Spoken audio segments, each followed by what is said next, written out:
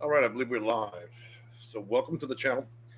Looks like Sunday is a good day to record live videos. So, just so y'all know, this is a live video. You can chat with me in the window that you may see.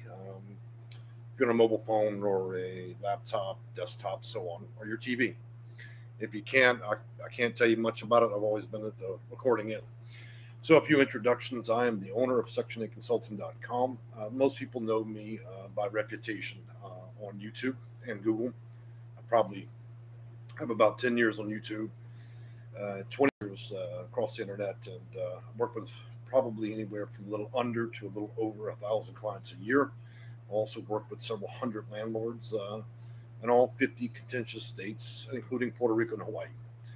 Got that out the way. The video is going to be about HUD housing. So, one of the bigger issues that we run across when dealing with clients, and you'll have to excuse my cat. Come on. So, is the confusion behind the different types of housing. So, we're going to talk about what HUD housing is and how to apply for it. For those of you, hopefully, that are not on the phone, you'll be able to save some of the links that I'm going to give you guys. Also, I'll try to address comments in the window as you'll ask them. You're welcome to ask about anything you like in relation to low-income housing, affordable housing, Section 8, and so on. And I'm going to have to introduce you to my little Hollywood star. This is pretty girl. She's a Siamese. And today she wants a lot of attention, and unfortunately she seems to have invaded my video. All right, moving on from that. So, as many of you know, when Congress goes in session, they allocate a budget every year to HUD. HUD being the housing department for the U.S. It receives those funds and it allocates that money to every state. The states then, in turn, allocate that money to housing authorities, which are known as HA, Housing Authority, or PIH. Now, from there, it gets a bit interesting because it doesn't just go to housing authorities. It also goes to nonprofits. So I'm going to stop for a minute and answer a few questions. You'll see they're already rolling. Mr. Smoker, I see you. Welcome back, man. You have one of the more fascinating names. I won't mention what the name is, but he goes on to say, can I rent Section 8 if I... That's wildly inappropriate, my friend. You cannot. Now, you can't go that direction with this. So I'll move on to the next comment. But that's Colette. This has to be a joke question. Well, sometimes people have interesting YouTube names, and sometimes they ask interesting questions, and in this case, I'm not going to be able to answer that question. So Vanessa goes on. Okay, anyways, is this for California or Florida? Well, let's think in respect of HUD. HUD is a national program. I consult and make videos for all 50 states. I don't consult with clients, and I don't deal with one housing authority and one zip code. Okay, so yes, this would be for the entire U.S., not just Florida, not just California. For every single state. I have clients in all states, and I make videos for every state. The video itself will be addressing everybody as a whole. Okay. So, as I mentioned, HUD does receive its funding. Once they have it, they allocate it down to housing authorities. The second way that funding goes to would be to nonprofits. Those nonprofits can administer programs like Housing First, which may give you an emergency housing voucher, rapid rehousing, and permanent supportive housing. Beyond that, the funding also goes to the LICH program. That is when private landlords put their properties, whether it's a home, apartment, duplex, they may also choose to buy a big commercial building, apartment complex, or a whole condo complex, and make it a designation for seniors or people that are younger than a senior. And in that case, they would receive federal funds in respect to tax credits for allocating a certain number of units. So I guess the main point is, what is HUD housing? Well, it doesn't technically exist in respect to the question. There is you getting a voucher and having the choice to rent from a private landlord. There's you getting a voucher and renting project based housing. That's when the housing authority owns it. There's you dealing with a private landlord that has it's under the LITCH program, which would be subsidized. Subsidized is also known by low income housing and affordable housing. Now that does not require a voucher in most cases. Then the subsidy properties where the U.S. government subsidizes your payments, and you just pay a fraction of what you receive as an income, and you live there. Now that is not the choice of a house. It's not like having a voucher. You don't have portability. When you move in the building, the funding is attached to the doorknob. You move out, it's no longer your doorknob or your door. Then you lose whatever incentives you have. That subsidy stays with the apartment, and the next person that moves in gets it.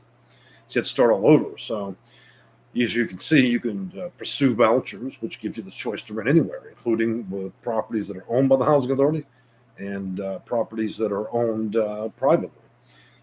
Subsidy properties are also owned by the housing authority, and they're also owned privately. Those are better known as what we call tenant-based housing. Tenant-based housing does not give you a voucher. It does not give you a choice of living anywhere other than there, and it does not come with any portability. It's ideal for people that choose to live in one city all the time, and there's a rather long waiting list in most cases for subsidies, just to be clear. So that is what what it is. So about the application process, so subsidies would typically go through this particular agency, which is they merged. And so you had Go Section 8, which merged with Affordable Housing Online. And in respect to that, the actual website and its owners or federal subcontractors are the government. So it's probably the most comprehensive list of subsidy housing out there. Some of the properties do accept vouchers. So I'm going to give you that link right now.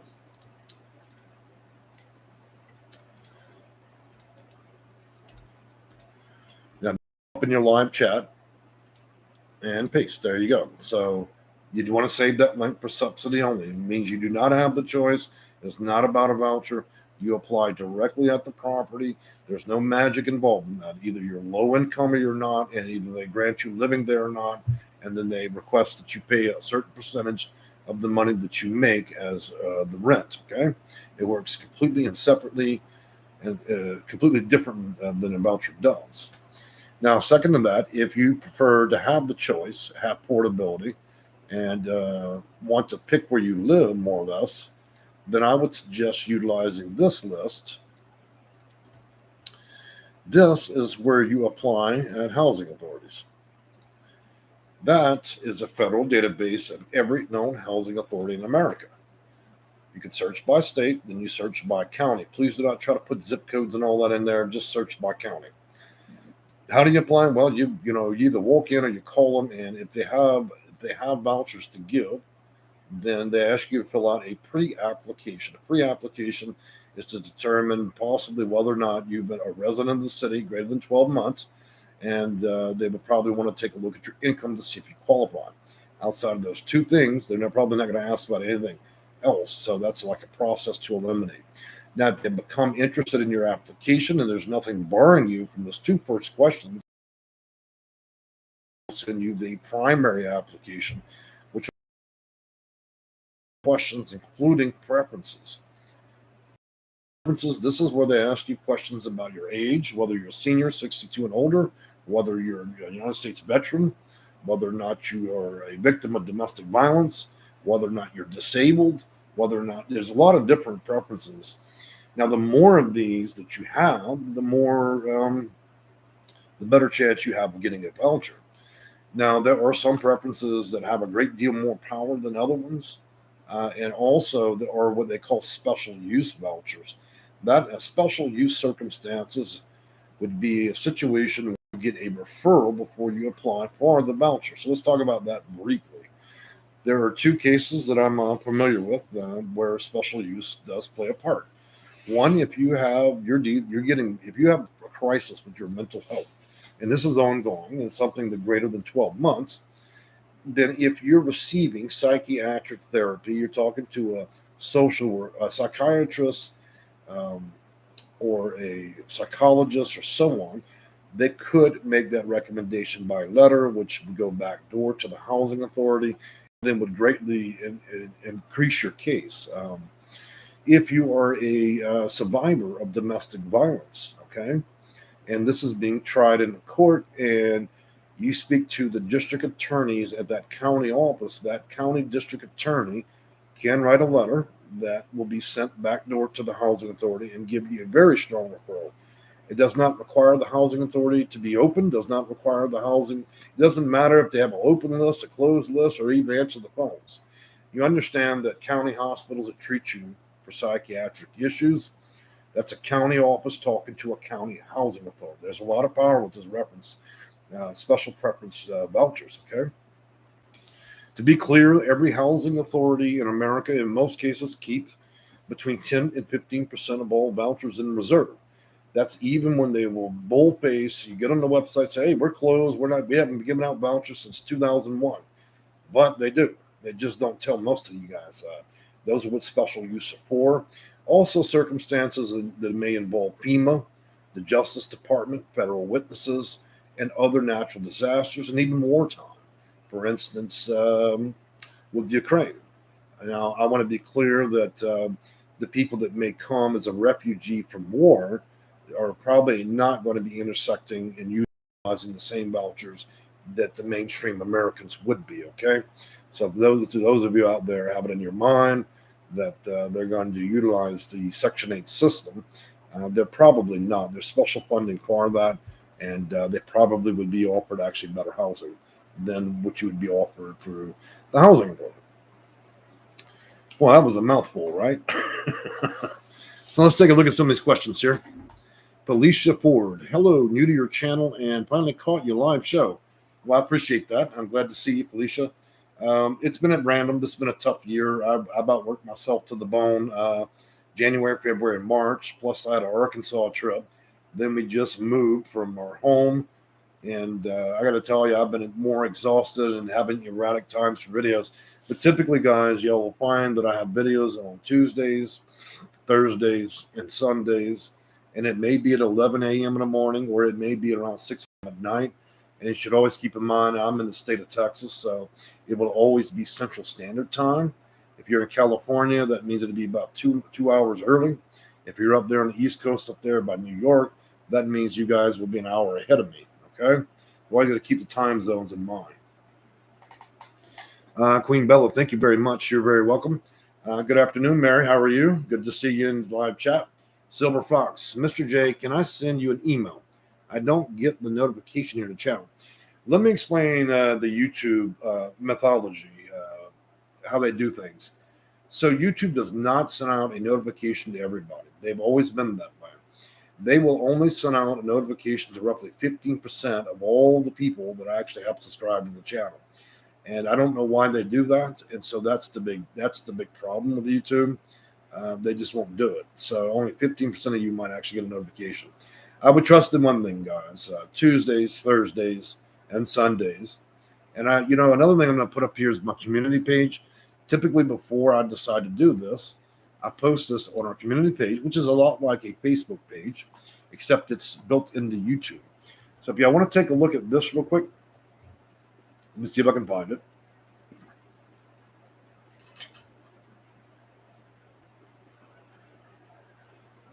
Oh boy, where is it at? All right, here we go. Copy the link in. It's actually a good place because here I can post information without having to make a video. So that is the community page for this channel. It's just like I said, again, it's like your Facebook, you had photos, posts. I probably posted over 500 or 600 different things in the community page. So, all right, so I would just keep a link on that as well. Let's see. Brunilla, hi Jay, thank you for this video. Oh, well, thank you for being the first person to thank me today.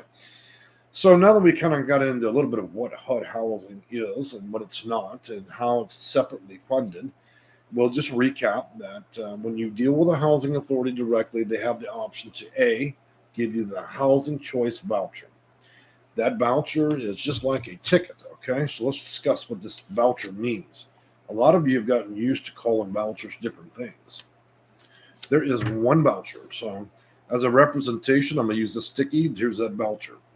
If you apply and you're 62 years and older, this voucher will magically change its words to Section 202. It means it's funded by subsection federal code as 202 for seniors.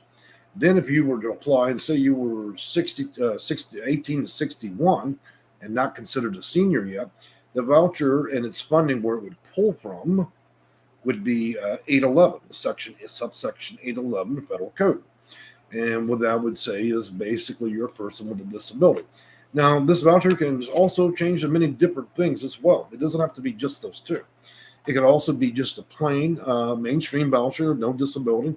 It could be VA, WA, means domestic violence against women. Funding can be pulled from that string.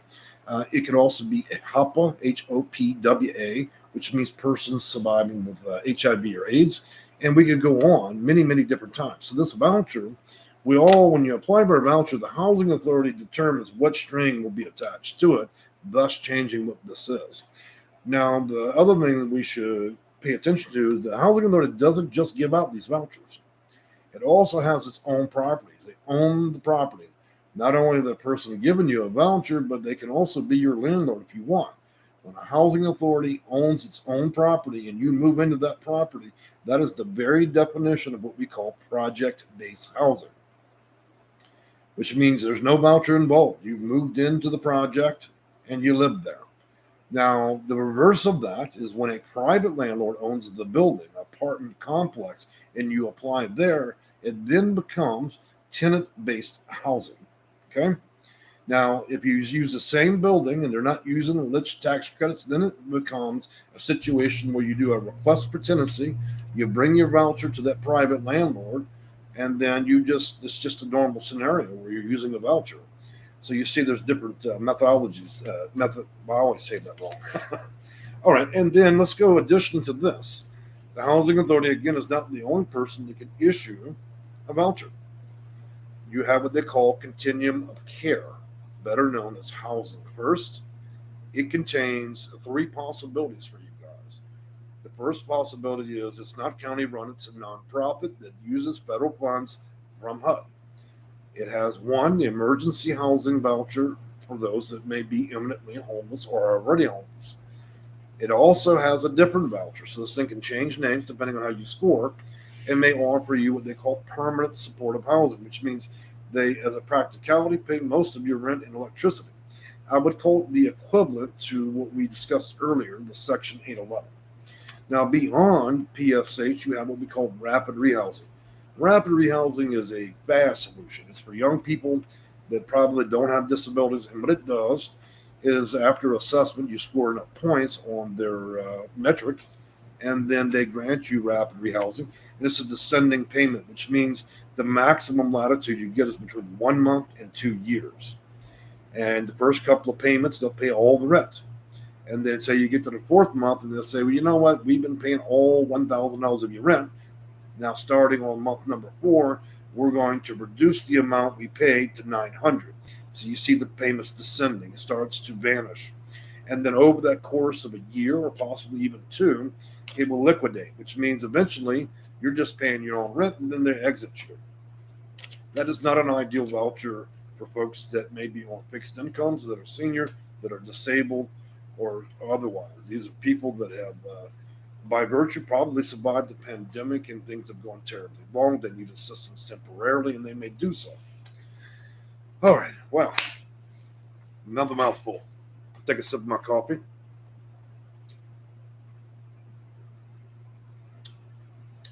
Jackie M. Oh, I tell you what, Jackie just commented. It's been a minute since I've seen you. Yeah, I'm glad you caught me live too. We finally got ourselves set up in the new office here. So, well, guys, this is your last opportunity to ask me questions if you wish. Also, I'm going to post up some links for you guys. As I've mentioned, I do work with clients. First thing I'm going to tell you about this is simply this, guys. You may call a HUD specialist. They have a phone number where you may contact them, and they will answer all your questions if they have time. And they don't charge you anything. You may contact the housing authority, and if they happen to be open or their phones are working that particular day, they may give you a couple of minutes and offer you free casework and work on your case for a few minutes. Um, your third option would be contacting 211 or 311. That's a number that's available across the U.S., and those people typically will give you a few minutes of their time and possibly some phone numbers. Whether or not they work, who knows? So those are your free options that are available out there for you. Okay, if you're struggling with this and you don't understand the system in the same manner that I do, you always have the option to hire a consultant to work with it. Um, Now, with that being said, I'm going to post a website that I deal with. I'm not here to solicit anything from anybody. Just to be clear, uh, so I can see I'm a bit tired. It's Sunday, so this is our website. You can check it out there. We also have reviews. I'll give you those real quick. A couple hundred. They posted in there. If you ever get tired of battling this, you're not getting anywhere, you don't have time to learn it, you're tired of staying up at night and worrying yourself to the bone, then working with a consultant can definitely improve your situation. And with the kind of experience I have, I'd say 90% of the time I'm usually successful with getting clients housing. It's not always a guarantee. There's a failure rate of around 7 to 10%, which means that you'd have been better off getting drunk in a casino than you would have been hiring me. However, that 10% ratio isn't all me. By virtue, 40% of my clients deal with serious mental health issues. Some have developmental delays, and they kill their own case despite me helping them. And then some people, they can't be bothered to pick up the phone, keep appointments or anything. So I'm not going to own the whole 10% failure rate, but I can say for those that actually work through the case, a lot of times we are successful. If you go back to that prior link to the community page, you'll see where people have posted their actual vouchers that they've gotten them, and they weren't waiting no 15 years. Most of those people managed to get through the system. They may not be living in the same city they wanted, but most of them got it within 90 days or less. Now, I'm not suggesting that if you live in Los Angeles that you're going to get a voucher in 90 days. I tell you, if you lived in Los Angeles, then you're probably going to have to move somewhere where we know that the housing authority has vouchers and the market isn't inundated. Okay, so you have to be realistic about this stuff. And if I do casework with people, I offer it as 2 weeks. The 2 week period is usually for people that need to have issues with portability.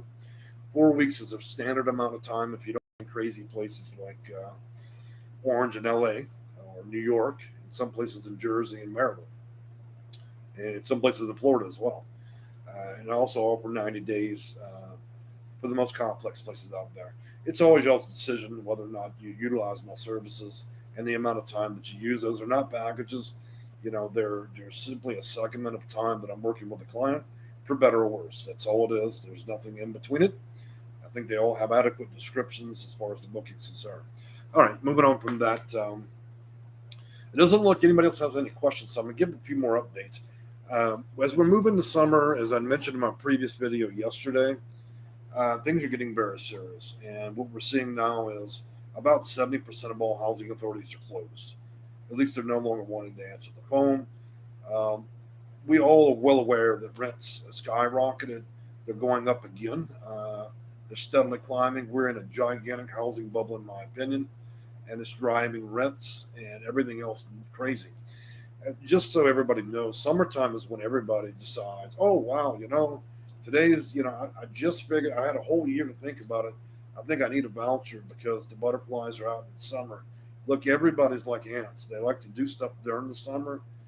Look, you'd be making a terrible mistake. If you're thinking about trying to do something in relation to your case, get a voucher subsidies, you better do it now because at the height of summer, you're talking about just a mob of people all trying to do the same thing, and it's going to be a lot harder. So, in respect to that, I'm going to be reducing the number of hours that I'm working because a lot of that isn't going to be worth the time to try to battle doing casework during the summer. It's just too much work and not enough housing authorities open. Beyond that, let's see, a few more questions came through. Laura Ann Moore, do you think it's possible to port into California? I think that's a terrible idea, but I do think it's possible. I think it might be an okay idea if you're looking at Northern California, but I don't know why you'd want to port yourself into the depths of hell right now. California has the biggest housing crisis in America, and yeah, you can port in there, but uh, the southern part of California is so difficult to even find a place. I mean, there's 200,000 people looking for houses that can't get them. So I would caution you to take a very careful look at whether or not there's any available housing. Good Redmond, thank you. Thank you for helping me navigate the system successfully. Did you see my question above? I appreciate you. Looks like Good Redmond, it didn't come through, my friend. Just so y'all know, sometimes the YouTube, its automated system will block comments for any old reason. It doesn't matter. It didn't even have to be something bad. So, Good Redmond, I didn't see it. How about you re-ask the question this time? Just change the spelling a little bit, and we'll see if the Google gods will allow your question to go through, okay? But I do not see your other question coming up. All right, guys, I think we're going to probably wrap this up, and I want to give you those links again to all the housing authorities in America first. So here comes that link. This will allow you to apply wherever you like and contact all known housing authorities in America. Should be live, and the next up, I'm going to give you all known subsidies in America in every city and every zip code. And these subsidized properties do not require a voucher in most cases. You call, you're either low income or you're not. You're either a senior or you're not, and either they have a place where you're there. There's no rainbow magic in that, okay? No way to really influence subsidies. They're just privately owned buildings that are subsidizing your rent, okay? So there's not too much involved in that. And that link is now live. Well, guys, I've enjoyed talking with you. So unless there's any further questions, and I'm going to check, then I'm going to wrap it up for Sunday afternoon and try out my new barbecue grill. So let's see. Doesn't look like we have anything new. So I've enjoyed talking with all of you. And again, if you ever get tired of trying to figure out the system and the difficulties and the strain that it is to get through it, then sometimes I'd suggest getting help. Well, it doesn't have to be me; it could be any consultant or even HUD itself. It's strictly up to you. I know I've been in the business longer than all the rest, so that's helpful for me, obviously in my videos. But yeah, you don't have to. When your air conditioning breaks, you call the AC man. When your car breaks, you call a mechanic. So hey, when HUD's broken, give me a call. And trust me, it's really broken. All right, y'all have a wonderful night. Oh, looks like Vanessa asked a question, so I'll answer that real quick. Yes, my mom is fully mentally and physically disabled from a car accident where a driver died and she wasn't supposed to live. But she's low income, and also I have my grandfather who is 80 and low income. So in that case, where you've got two older individuals with severe disabilities, they would have an equal chance at probably a voucher, 202, possibly assisted living, as well as the options of some of your subsidized properties that would also have what they call subsidy payments, where they would be able to accept the Social Security check and in turn would be able to allocate a certain amount against the rent. Sister versus Sister says, how long do you think it takes for the briefing for you to be done once you go to the next phase of EHV? Well, if I'm understanding you correctly about the emergency housing voucher, once you've been accepted, once they've reviewed your details, usually you should get word back within about 2 weeks. Okay? So once you given everything up, they've re-requested your information, verified all your details in about 2 weeks.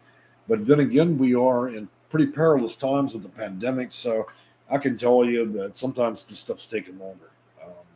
I wouldn't be surprised if they put you off for a whole month. There's, anytime something's for free, or you're dealing with the government, or even the housing authority, you can be sure they're going to take a while. Oh, another cat. Since we're having a night of cats, this is the second introduction. This is Little Pops. As many of you know, I rescue cats. I have over 18 of them. And, Y'all see plenty of them in my videos tonight. Y'all have gotten to see Pretty Girl early in the video. And this is Little Pops here, one of my other rescues. Turned out to be an excellent companion and extremely loyal. And if you notice, we have cats all in the background. Well, I picked lions, so. Anyway, you'll say hi to Pops. All right, guys, we're going to close out that video, and I'm going to go grill. All right, bud. Y'all have a great night.